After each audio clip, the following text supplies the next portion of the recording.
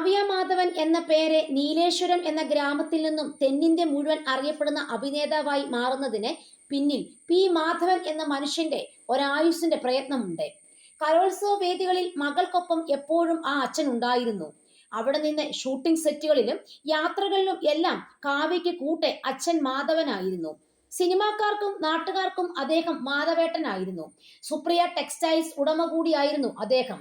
അച്ഛന്റെ വാത്സല്യം, സ്നേഹം, കഷ്ടപ്പാട് ഒക്കെ ഉള്ളതുകൊണ്ടാണ് താൻ ഇത്രത്തോളം എത്തിയതെന്ന് പലപ്പോഴും കാവ്യ പറഞ്ഞിട്ടുമുണ്ട്. നീലേശ്വരം പള്ളിക്കര കുടുംബാംഗമായ പി മാധവന്റെ വിയോഗം ഇന്ന് പുലർച്ചെയോടെയായിരുന്നു. 75 വയസ്സായിരുന്നു.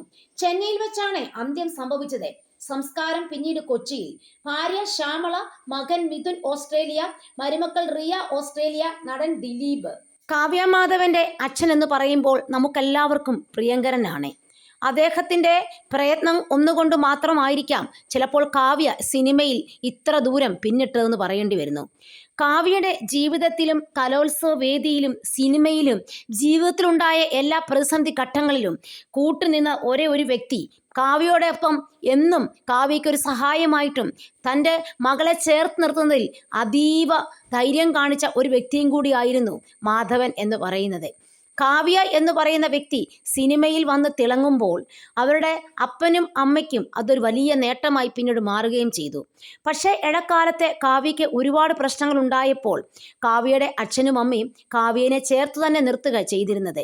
ഈ ലോകത്തിലുള്ള ഓരോ അപ്പൻ്റെയും, പ്രത്യേകിച്ച് മലയാളികളായ ഓരോ അപ്പന്മാരുടെയും വലിയൊരു ആഗ്രഹമാണ് തൻ്റെ മകളെ നല്ലൊരു വിവാഹ ജീവിതത്തിലേക്ക് നയിക്കുക എന്നുള്ളത്. കാവ്യനെ നല്ലൊരു ജീവിതത്തിലേക്ക് ഇതുപോലെ വിവാഹം കഴിപ്പിച്ച് വിട്ട ശേഷം വീണ്ടും കാവ്യയുടെ വിവാഹ ജീവിതം താളം തെറ്റിയെന്ന് അറിഞ്ഞപ്പോൾ ആ അച്ഛനെ സഹിക്കാൻ വയ്യാത്ത വേദനകളായിരുന്നു.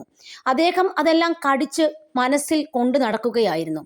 ആരോടും പറയാതെ തൻ്റെ മകൾക്കുണ്ടാകുന്ന വിഷമങ്ങൾ, അല്ലെ തൻ്റെയും കൂടെ വിഷമങ്ങളാണ് അത് ഏറ്റെടുത്തുകൊണ്ട് അവളെ യാതൊരു വിധത്തിലും കുറ്റപ്പെടുത്താതിരിക്കുവാൻ ആ മനുഷ്യൻ പരമാവധി എല്ലാം ഉള്ളിലൊതുക്കി അദ്ദേഹം ജീവിക്കുകയായിരുന്നു.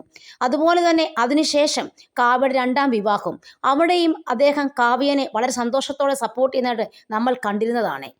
ഇങ്ങനെ ആയിരിക്കണം ഓരോ അപ്പന്മാരും മക്കൾക്ക് തുണയാകേണ്ടത്.